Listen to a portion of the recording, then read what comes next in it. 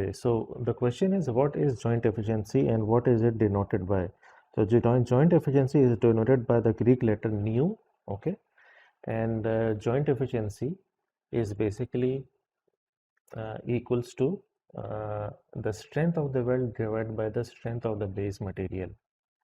And why do we require joint efficiency? This is something I will talk about as well. But before that, let's start. N is equals to strength of the weld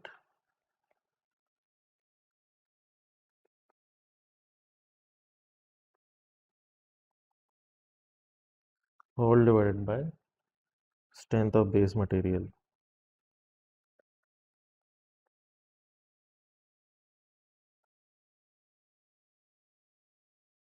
You can also write it as N is equals to sigma weld divided by sigma base material Vn.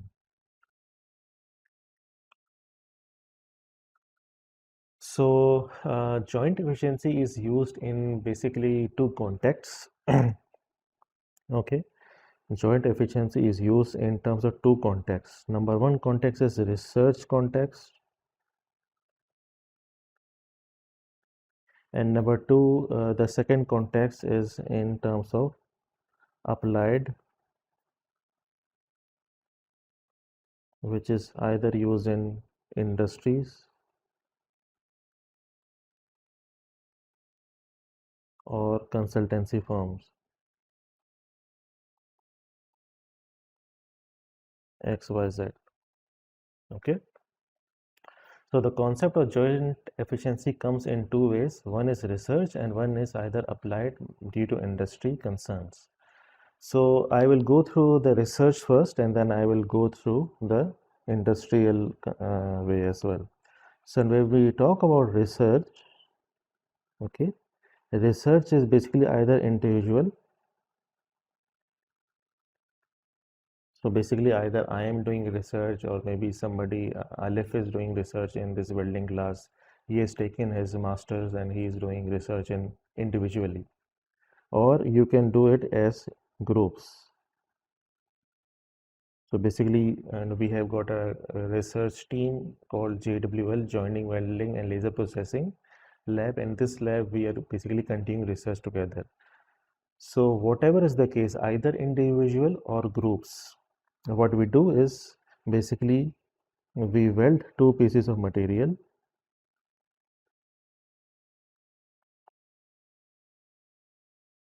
So I've got two plates, let's say, and I am carrying out a butt joint.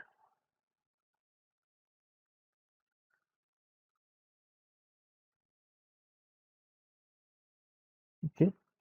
Now, if I want to know the efficiency of my weld, okay, I want to know what is the efficiency of my weld, what is the quality of my weld, how does my weld perform, what is the performance of my weld.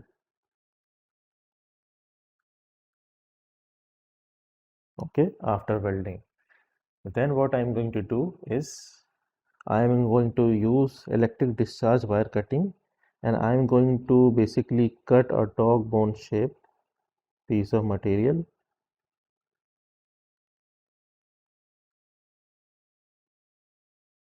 Okay, this is dog bone shaped material.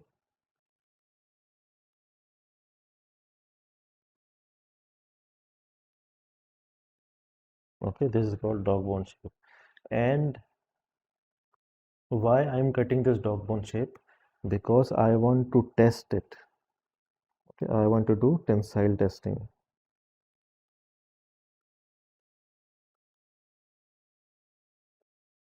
But the question is, according to which standard? How do I do tensile testing? What are the dimensions of this dog bone shape? These are the questions. Okay. What kind of testing should I do? How the testing should I do? And what should be the dimension of my tensile testing strip or tensile testing specimen? So these questions are answered in specification given by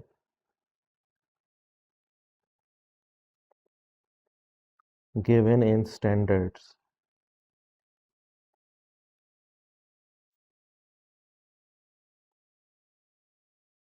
Okay, so a lot of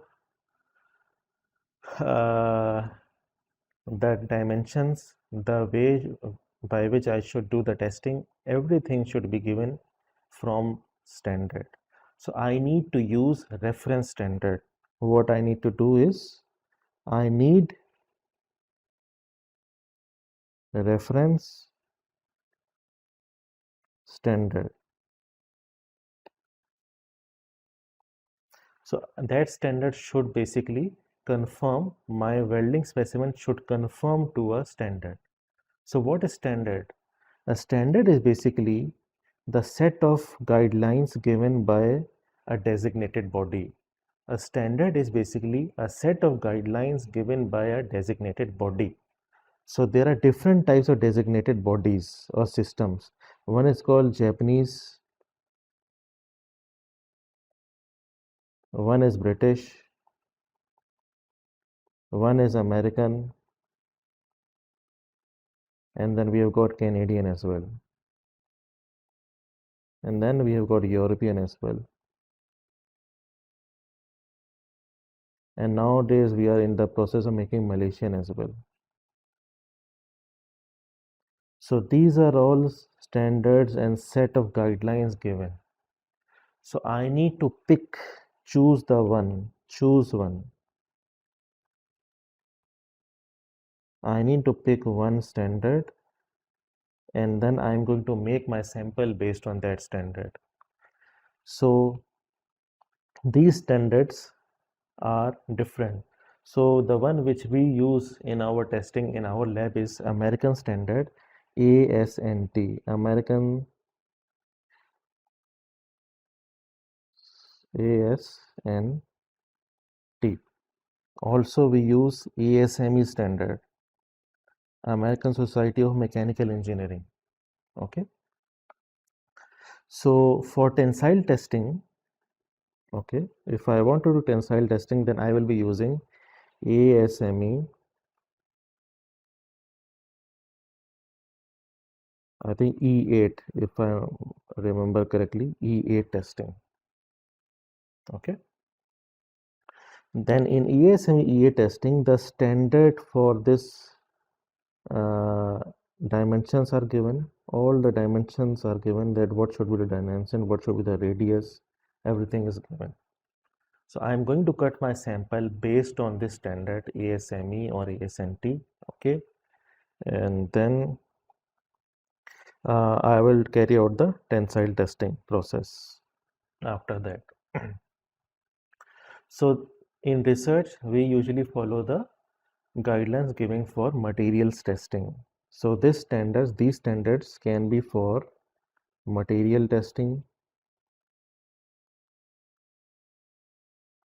they can be for construction, they can be for process piping, and they can be for boiler and pressure vessels.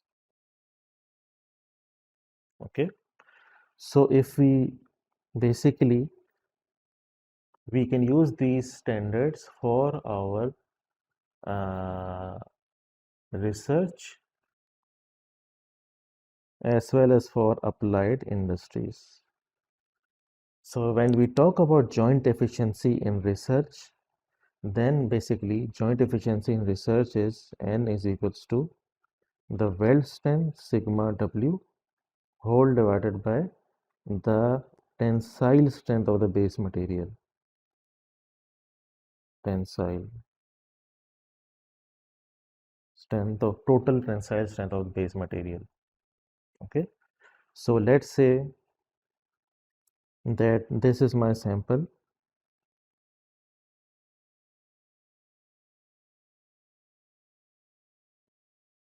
and this is the welded portion.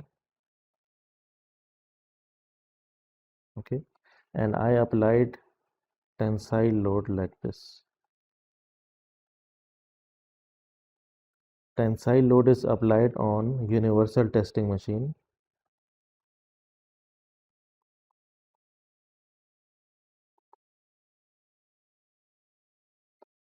and it is done at a certain load rate. Let's say it is 1 Newton per second. So this is the loading rate. So I am going to input the loading rate, okay, for this testing based on Newton per second, okay. And now I'm going to apply tensile load. Now this is my welded portion. Remember that this is my welded portion. Now during tensile testing, the data that we can get is elongation or percentage elongation, percentage area reduction, percentage area reduction. We get ultimate tensile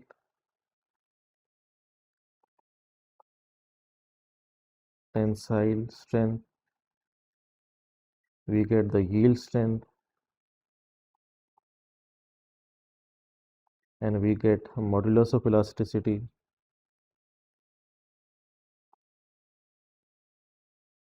So there are a number of things and a lot of information that we can get during the tensile testing.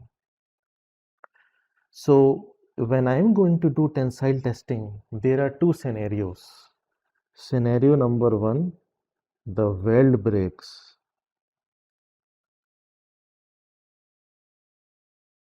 In scenario number two, the base material breaks.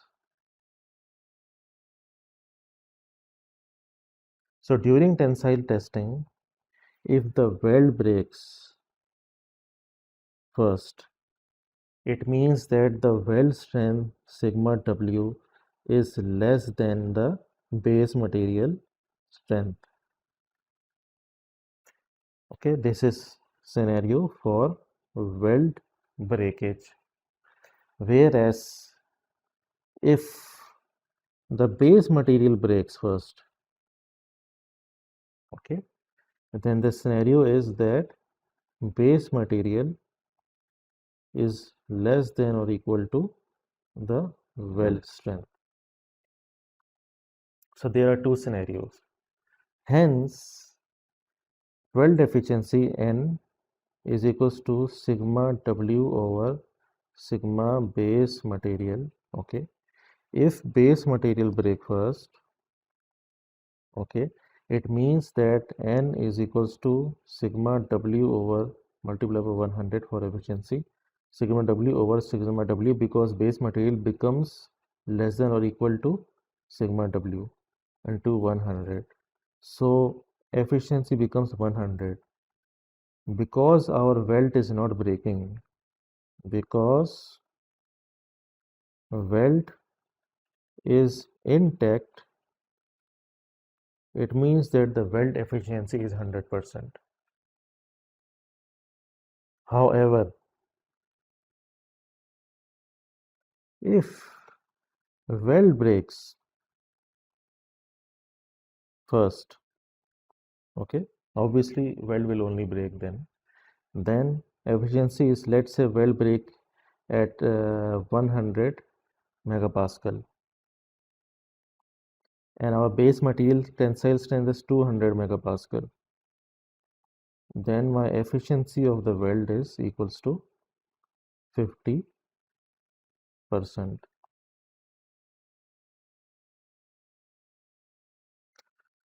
So this is the concept of uh, joint efficiency in research.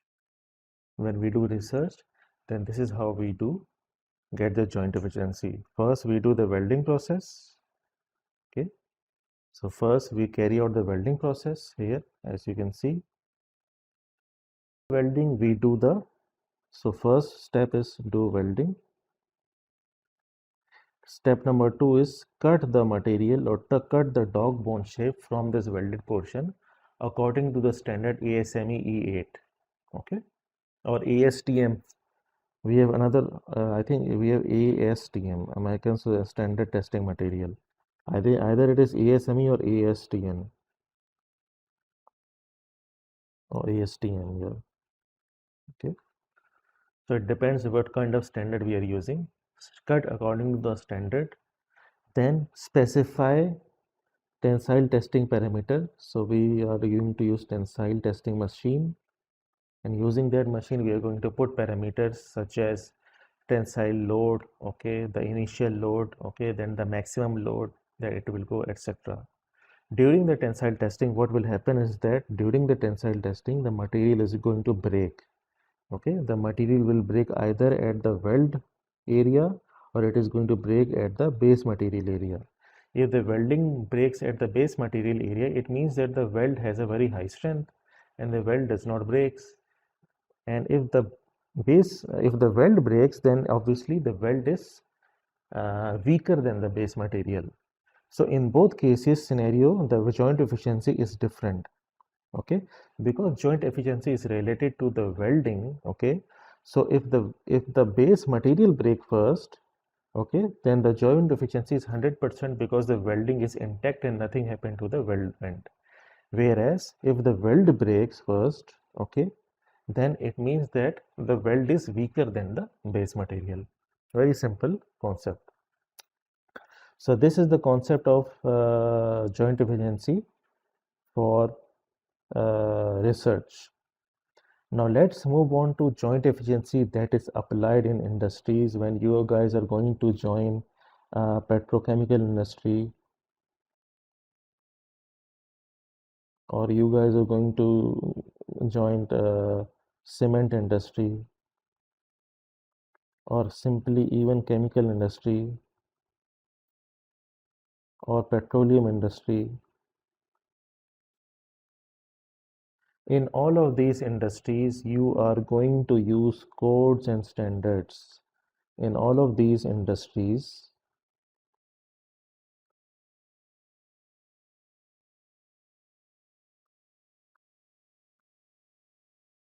you're going to use codes and standards. So which code and standard? It depends on the industry. So if you, let's say, join Petronas, then maybe they are following API, American Petroleum Institute, in code and standard. API, American Petroleum Institute. If you join, let's say, a chemical industry, then maybe they are following ASME,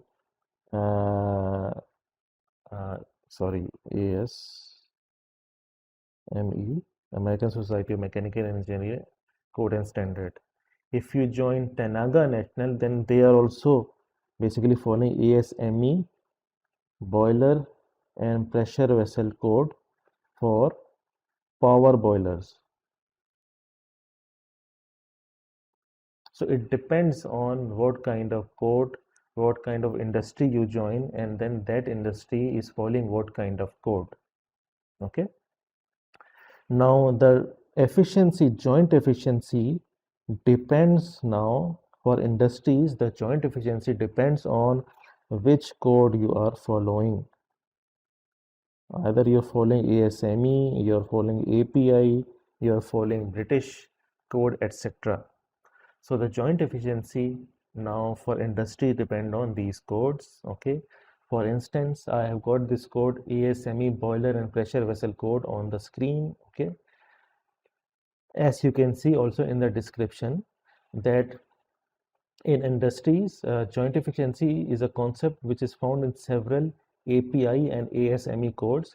It is a numerical value which represents a percentage expressed as a ratio of strength of welded or brazed joint to the strength of the base material. Okay, so these are this is the basic definition which is given. So they are saying that it is given in this API and ASME code. So let us open, for example, let us open one API or ASME code. So today I am going to open in front of you guys ASME, American Society of Mechanical Engineer, boiler and pressure vessel, BPV, boiler and pressure vessel code. So let me open this.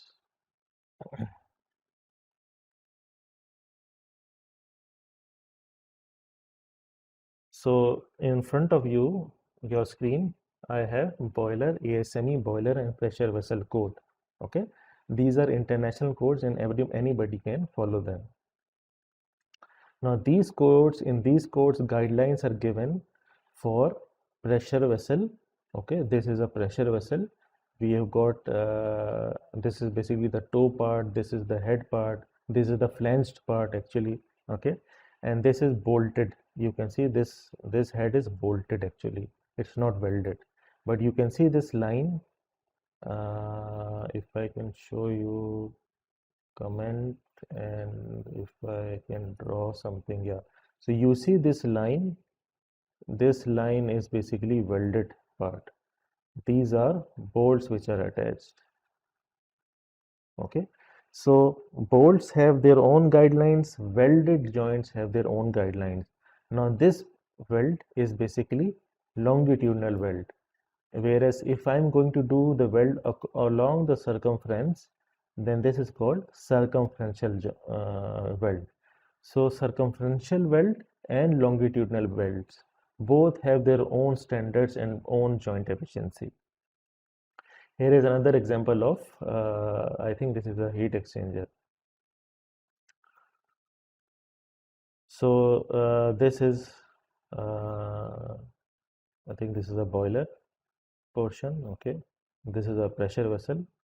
We have got the upper part, this is called nozzle. Okay, this is also, I think this is manhole. So you can try to enter inside and do inspection. These are small inspection nozzles here. Okay, these are the support structure. Okay, and they're also welded. This portion is welded, fillet welded. If you can see in the assignment, these are basically welded like this. Then we have got so if I'm going to do the welding on the circumference, then this is circumferential welding. And if I'm going to do the welding to join the shell, then this is longitudinal welding. This portion is called shell of a pressure vessel. This portion is called head. Okay, and this portion is called, these small things, usually they are called nozzles. So whenever you join a petrochemical industry, you know what is a shell, what is a head, and what is a nozzle. Okay, so this is also another inlet nozzle. We have got inlet nozzle, sometimes we've got outlet nozzle. It depends what is the direction of the flow. So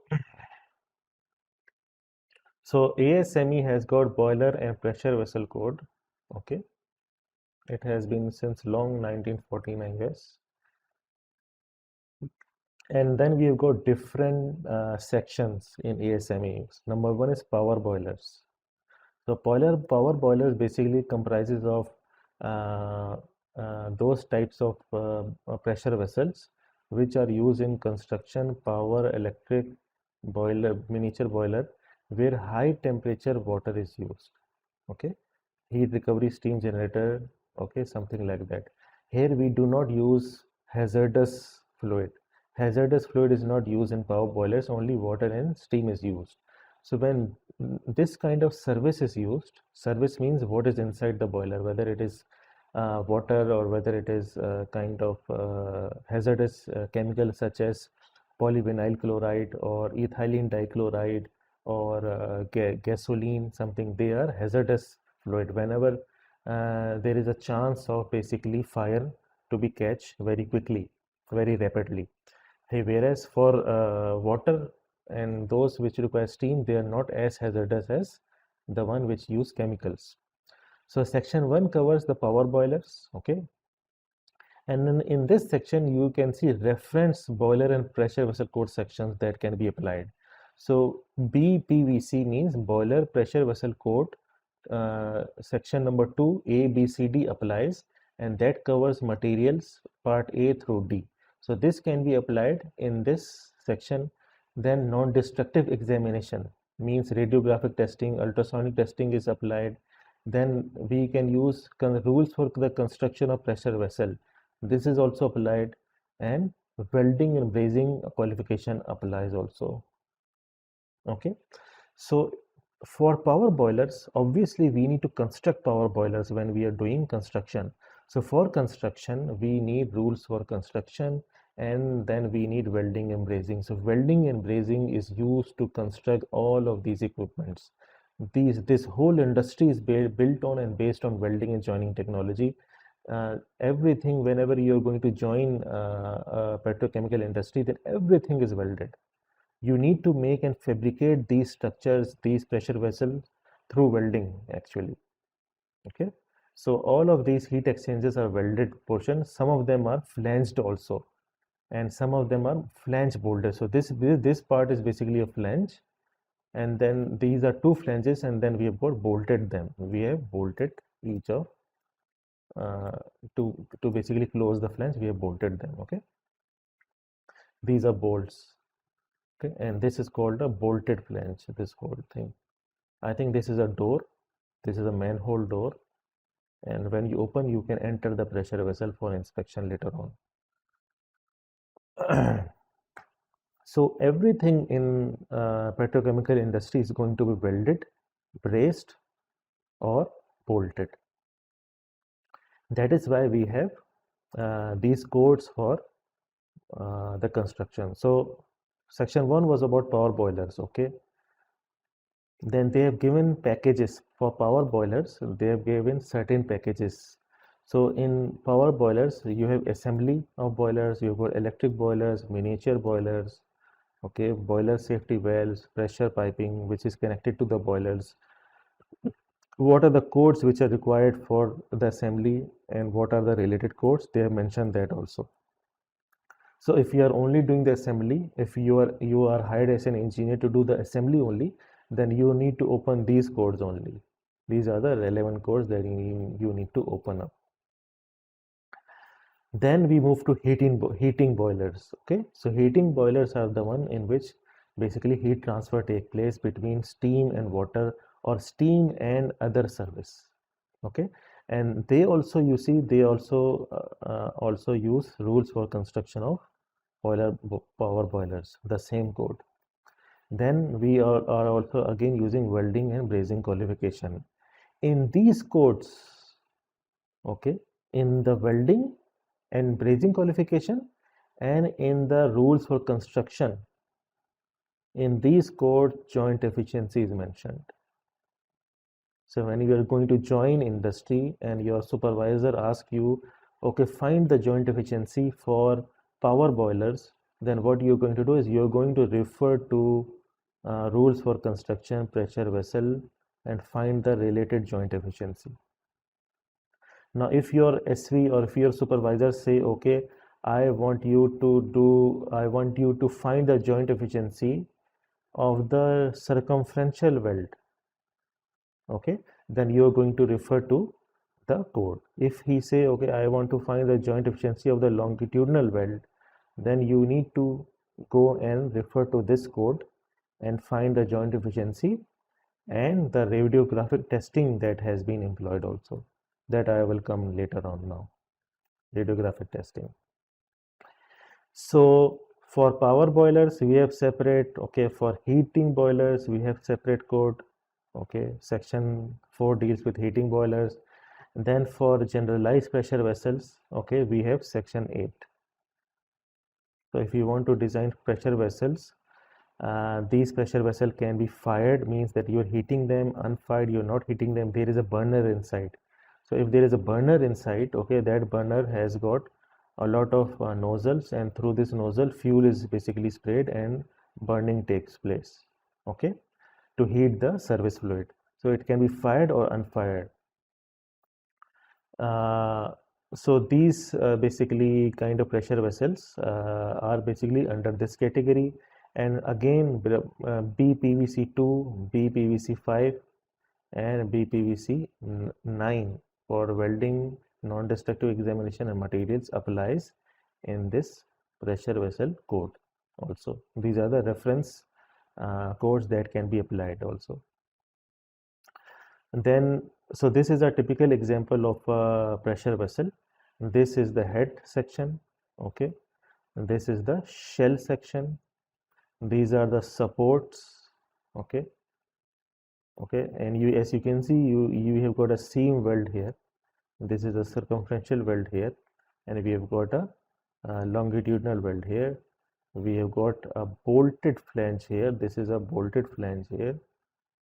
Okay, and if you see above, this is a nozzle from where the fluid can come in and or inside or outside. This is all, these are also nozzles for putting maybe pressure transducer, temperature sensors, and instrument flow meter, etc. can be put here. Or safety RV rupture disc can be put here, RV. Okay, that basically if the pressure increases in this whole vessel, then that rupture disc will blast away, and it will release all the pressure to the atmosphere, so that the whole this whole pressure vessel will not blast, only the rupture disc RD will blast only. So we have got different types of safety connections also which can be connected, so for the safety of this whole pressure vessel. So this whole pressure vessel safety depends on the welding that you have done, the quality of the welding that you have done, and the inspection, the quality of the inspection that has been done on the pressure vessel, on the heat exchanger, on the column, distillation column, tower, etc. All of these things are pressure vessel. So, so let's move back to the, there are many basically types of codes and standards, okay. Um, so for nuclear, we have got separate one, okay, construction of nuclear components. Also, it requires welding, joining, brazing, as well as construction code, etc.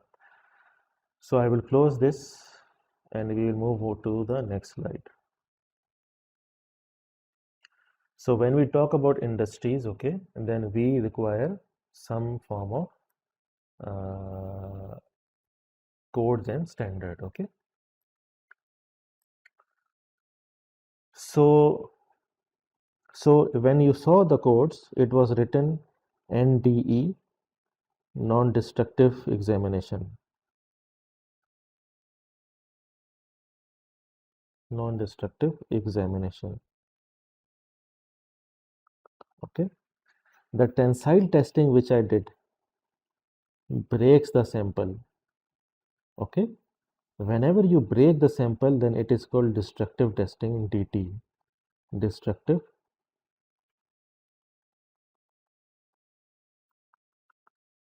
testing. And whenever you do not break the sample, without breaking the sample, you do the testing, then this is called NDE, non-destructive evaluation. There are various techniques in NDE, such as ultrasonic testing. These are something which you will learn in CO number 4. So this NDE topic is covered in CO number 4, week 11, 12, I think. Okay, but I just want to give you an idea, overview. So now ultrasonic testing, we have got radiography testing, etc. So ASME, American Society of Mechanical Engineer, boiler and pressure vessel code, okay, for the construction and fabrication of pressure vessel. I think it was section I think 4 or what, forgot.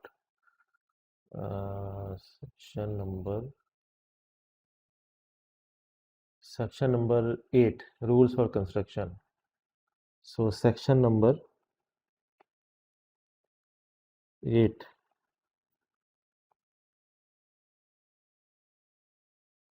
it says that for a pressure vessel, this is the shell, this is the head,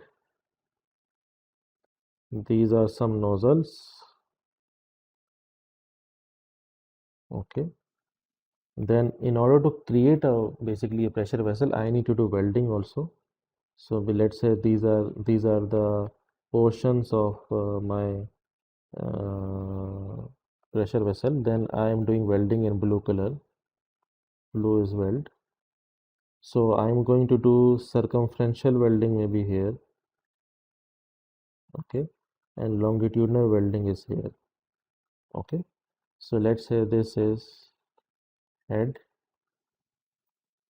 this portion is shell, this is nozzle. So I need to do circumferential welding on the nozzle, okay. So I've got basically in general two types. One is longitudinal weld and number two is circumferential weld.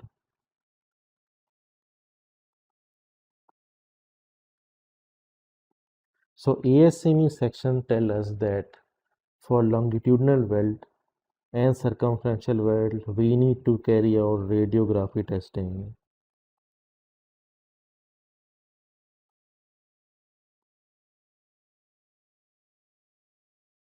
We need to perform this testing before we proceed for fitness for service. Whether it is fit for service, whether I can put this vessel under operation. If I want to put this vessel under operation, I need to carry out this radiography testing so that I know what is the quality of the weld and it will not basically cause failure. Chemical or any chemical inside a vessel is basically a bomb, okay. So if the chemical basically become hazardous or it leaks, it can act like a bomb, and if the pressure vessel blast, then it can basically potentially destroy a whole industry. So every single pressure vessel in an industry is very important, and it has to be constructed according to ASME boiler and pressure vessel code with respect to the welding guidelines and the construction guidelines which are given in section number 8 and section number 9. Okay, so we need to follow section 8, section 9, fitness of service, etc., so that our operation of this vessel can proceed. Okay, now in our vessel we have got longitudinal weld as well as circumferential weld, and both of them needs to be radiography testing. Okay, so after radiography testing, if I let's say do radiography testing, okay, then I can get the efficiency after radiography testing, what kind of efficiency I need to use. Okay, so radiography testing is also two types. Number one is full radiography testing. This is called radiography testing is called RT, and number two spot radiography testing or spot RT. You guys will ask what is radiography testing. So in radiography testing, this is basically a type of non-destructive evaluation technique in which I am going to put my weld, okay, in front of a radioactive material that will produce gamma or X-rays. Okay, there are two types, either one is X-ray RT or one is gamma RT. Okay, so I'm going to put this in front of a film. I have got this film which is sensitive to these X-ray or gamma rays. So what will happen is that due to variation in thickness in the weld, variation of thickness in the weld, a picture is created on the film, and I can see if there are any cracks, any porosities, any undercuts, or any defect which is present. So radiography testing basically uses radioactive material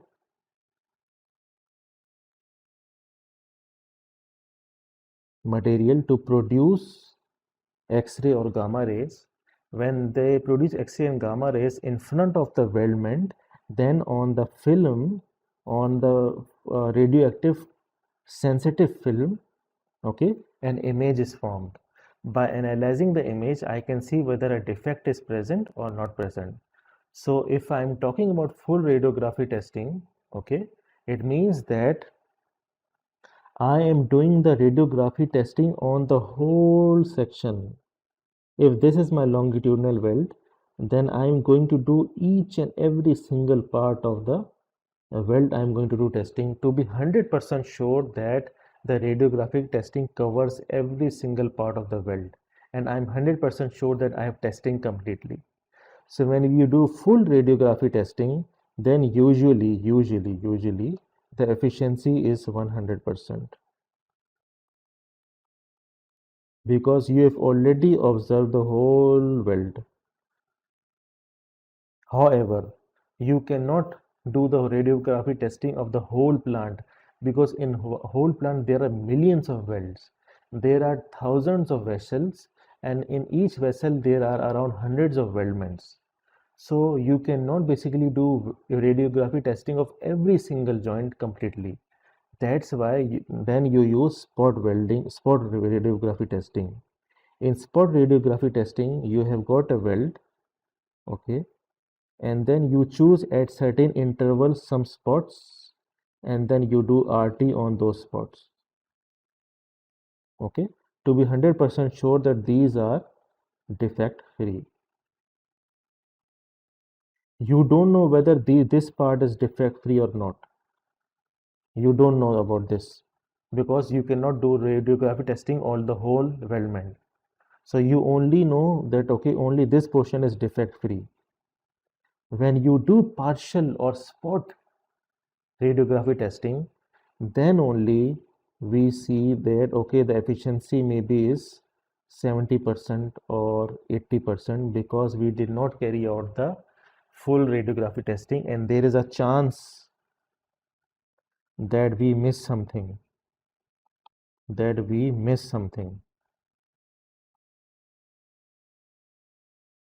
So since there is a chance that we miss something, we keep the efficiency low. Why? Because N is equals to sigma weld,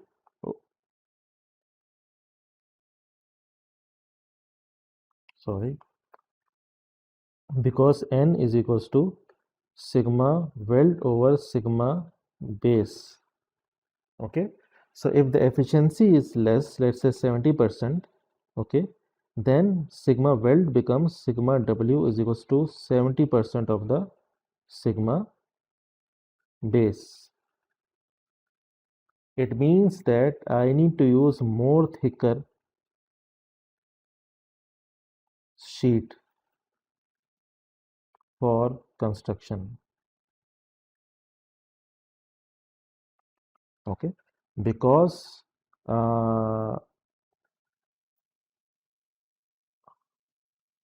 in the formula for calculating weld strength, okay, sigma is equals to P over, I think, summation of A into L,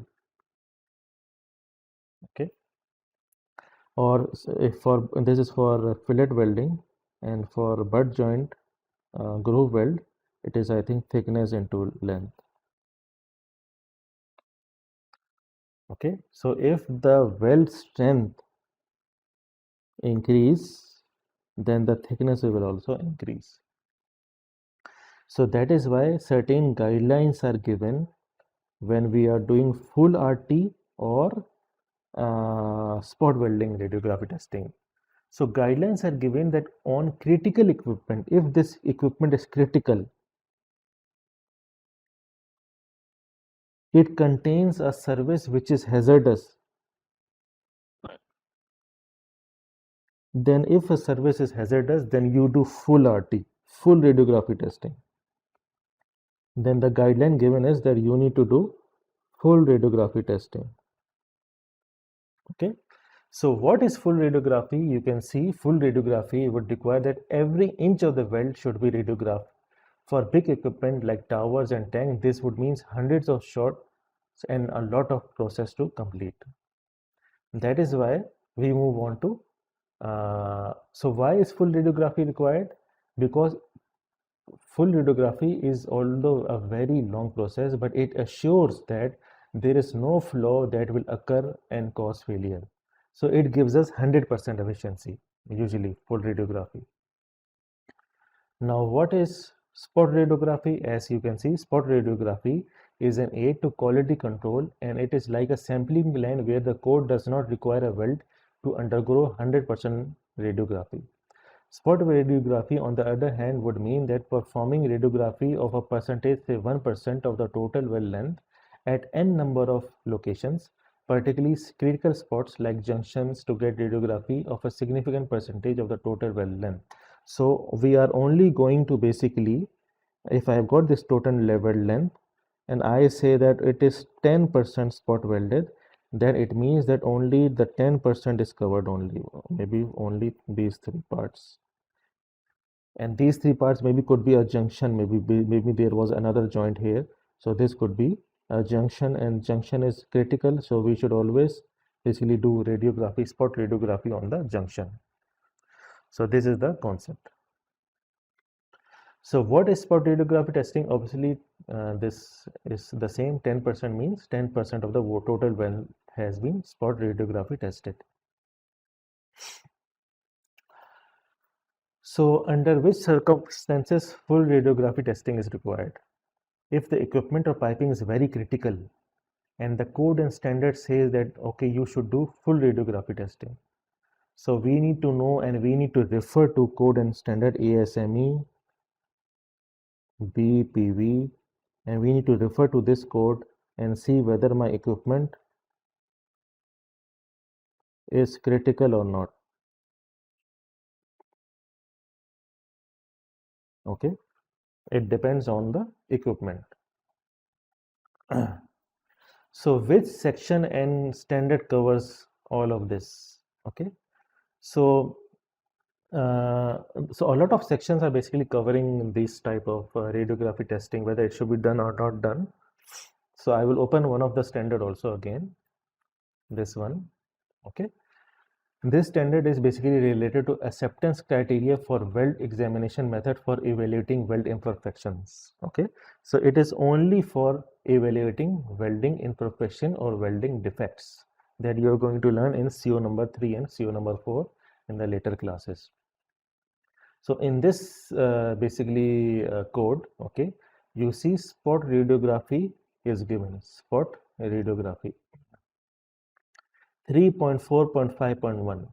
So longitudinal welds are given, they should be spot welded, and circumferential butt joints are given, which is also they can be spot welded. And sampling, how should we do the sampling? Okay, whether percentage, what is the percentage that we should do, and at which rate or at which order we should do the sampling, then it is given in another section, paragraph. So which weld should be examined? Okay, the location of the weld and point at which they are to be examined by spot welded. Okay, so so these are typical weld imperfections they have stated. Okay, we should see side wall lack of fusion. So in this portion there is lack of fusion, in this portion there is lack of fusion, in this portion we've got incomplete root penetration or filling. Okay, this has not been welded correctly. Then this is another example of incomplete penetration of the groove weld. So these are something that we should detect using radiographic testing. Okay, RT is going to detect these kind of, this is root bead fused on both, but the center of the root is slightly below inside, not incomplete penetration or incomplete penetration. This is internal undercut. So if you can see this is undercut internal, this is external undercut. So these are some of the typical weld imperfection given.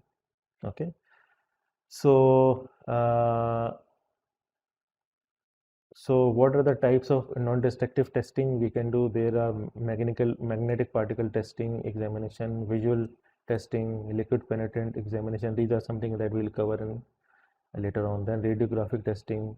So 100% radiography is given. Okay, random radiography, spot radiography. So then we've got ultrasonic testing. So these are the guidelines usually they are given. And after doing the welding, then you need to also do leak testing, also pressure leak testing. Okay, you fill the whole container at a certain pressure to see if there is any leak or not.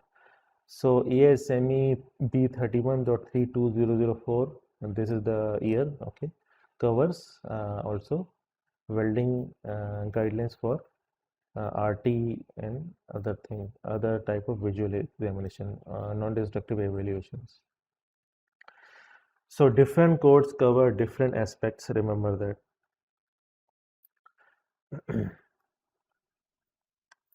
So let us move to joint efficiency based on ASME section 8 division 1.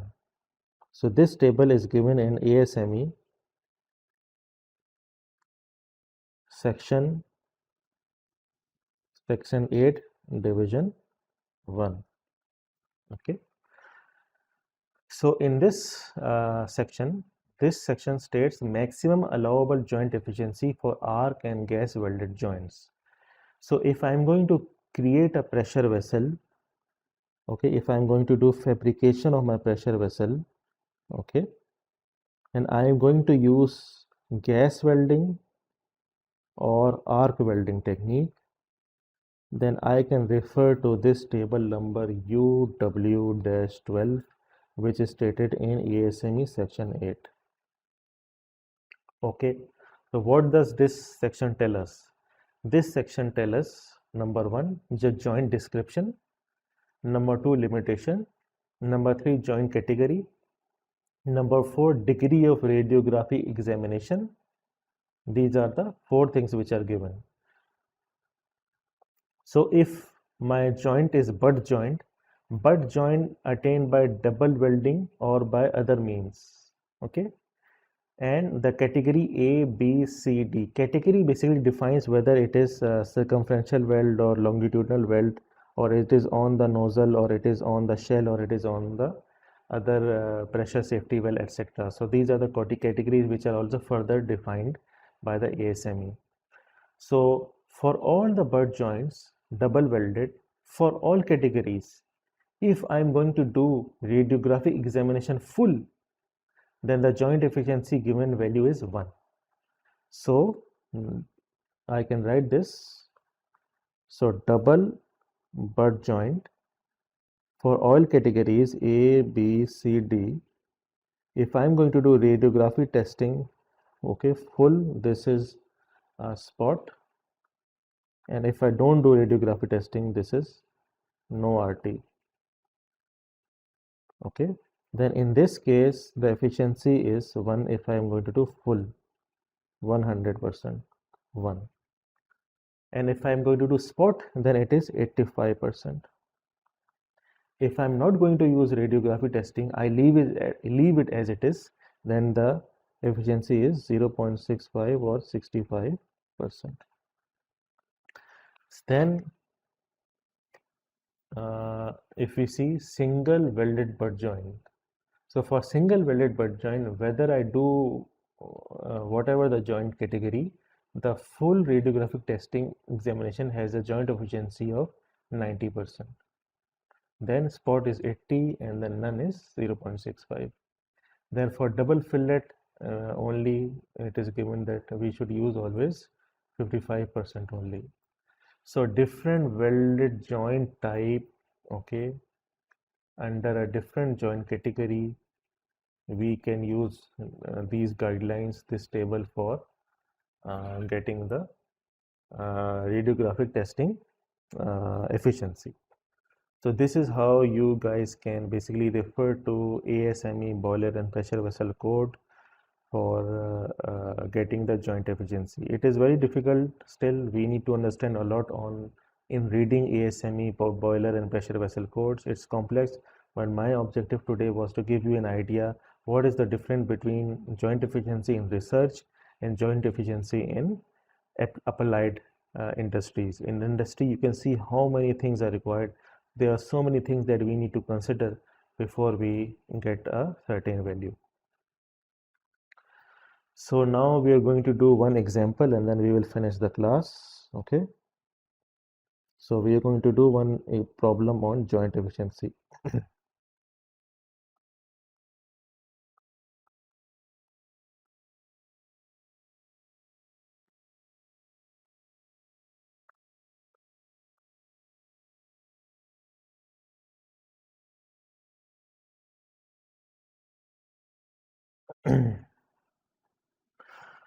So let's read this problem. The specified standard efficiency for welded joints are given in the table. So in the table, they've already given the specified joint efficiency. If a tensile load of 120 tons, so given that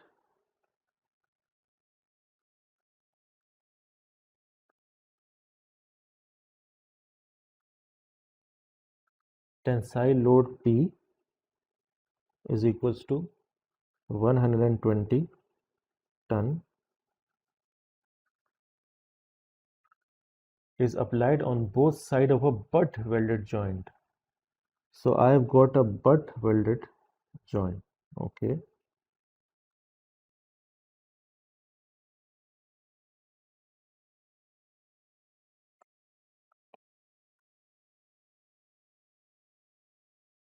So this is my butt weld.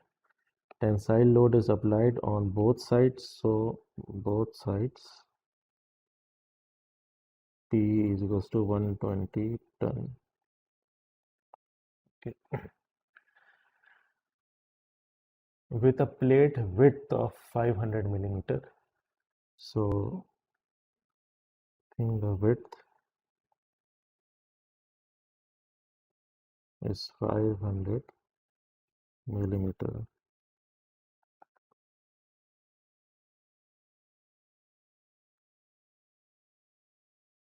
Determine the joint plate thickness. So they want us to find the thickness T. Plate thickness is required to be determined. Okay. The allowable stress of the base material, sigma allowable, is equals to 30 kilogram force per millimeter square. Okay. So this is given.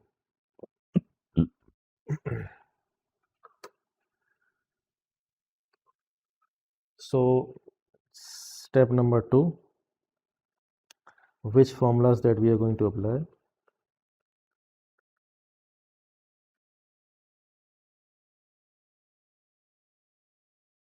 So number 1 is efficiency, N is equals to sigma weld over sigma base material. And how do we calculate the weld strength of a butt welded joint? So I have given that in the slides in the previous lecture. So for a single butt weld joint, so strength of the butt joint for a single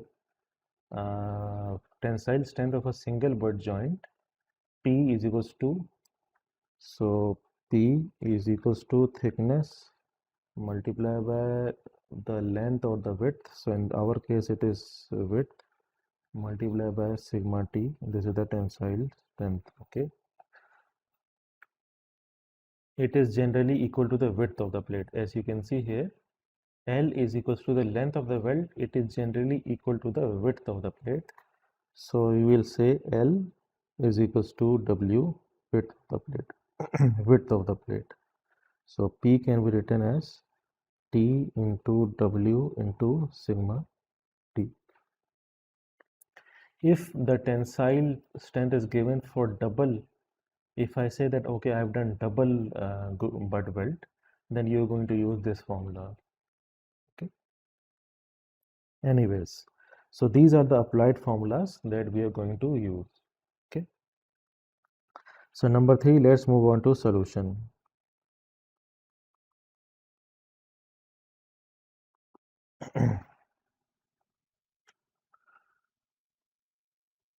So let's first convert tons. Load P is equals to 120 ton. I should convert it into metric ton into Newton. So this is the conversion given. 1 metric ton is equals to 9806.65 newtons. So I'm going to multiply 120 into 9806.55 equals to so P is equals to 1.176 into 10 to the power 6 newtons. Okay. Next, we have allowable stress is 30 kilogram force per millimeter square. So I want to convert kilogram force per millimeter square into Newton per millimeter square. So I will multiply it by 9806 also. So sigma allowable of the base metal, sigma bm base metal is given as 30 kgf. So 30 multiplied by 9.80665 equals to 294.19 Newton per millimeter square. So this is the base material after units conversion.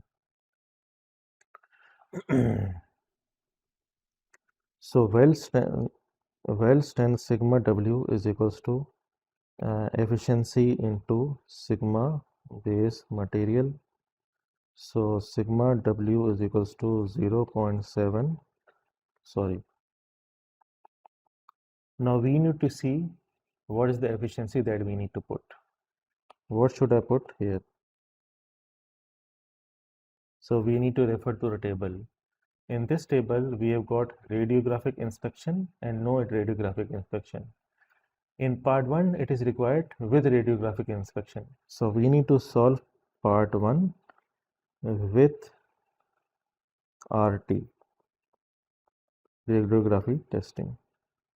So in part 1 with radiography testing, okay, both side welded joint or one side butt welded joint or one side butt welded joint using backstrip. So in this question, they have not said anything about backstrip. Okay, what they have said is both side welded joint or one side butt welded joint. So this is the case of one side butt welded joint. Okay, and backstrip is not used.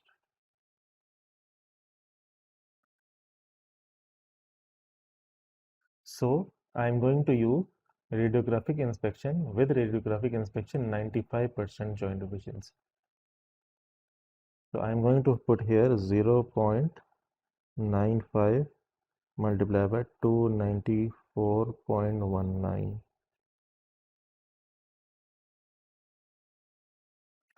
So since P is equals to T into W into 0.95 multiplied by 294.19, okay, so thickness is equals to P whole divided by W into 0.95 into 294.19. So thickness is equals to P is equals to 1.176 into 10 to the power 6 whole divided by W. What is W? Is 500 millimeter divided by 500 multiplied by 0.95 multiplied by 294.19. So thickness comes out to be 1.176 exponent 6 divided by 500 into 0.95 into 294.19. 8.41 millimeters, because everything was in millimeter already. So the thickness of the plate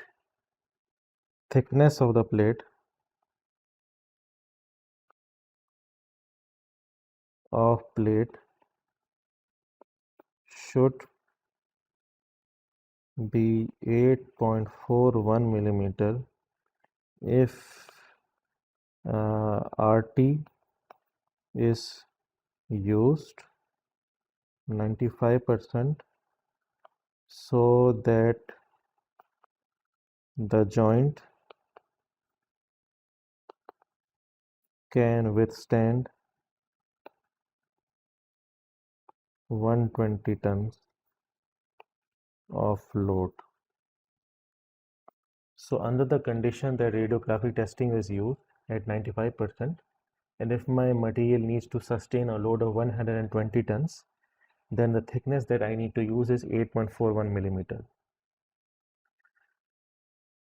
Now let's say that I don't have the capability and resources to do welding of a shell or welding of an heat exchanger, shell and tube heat exchanger. Okay, I don't have the resources to do radiographic testing. Then how much thickness do I need to increase?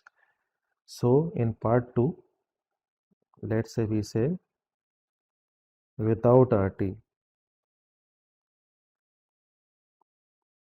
So when without RT, then we refer to table. Efficiency is equals to 70% weld efficiency. So the thickness will be P over W into efficiency into sigma W. So T is equals to 1.176 into 10 to the power 6 whole divided by 500 into 0.7 multiplied by 294.19. This is equals to 0.7, 11.42. The thickness comes out to 11.421 millimeter. Okay. So if I'm not going to use RT, if RT is not used, then this whole heat exchanger or shell and tube boiler, I need to increase the plate thickness. T is equals to 11.421.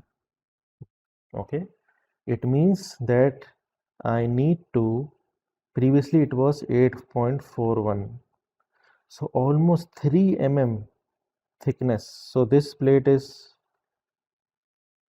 8. Now I need to increase the thickness. I need to use a thicker plate, 11.421 millimeter. Now this, if I am not going to use RT, then it is going to increase the cost of plate, thickness of plate. I need to use more welding filler. Also I need to use more. So many things have increased. Okay.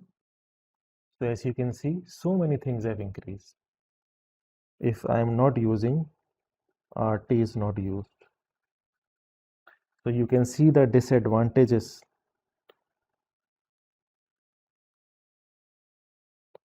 If RT is not used. But sometimes there is no option. Sometimes the weld is so complex. The location of this heat exchanger is connected to another heat exchanger. So the location is so complex that RT cannot be done.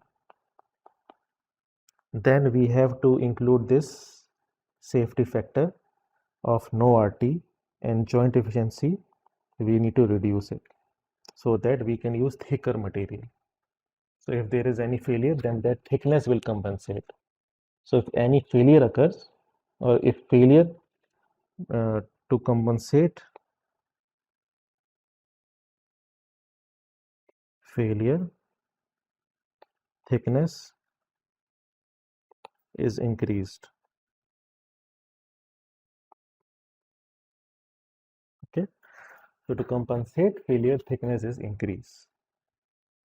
So this is the concept of welding joint efficiency in industries, and this is how they use to increase the thickness of material for butt joint or lap joint.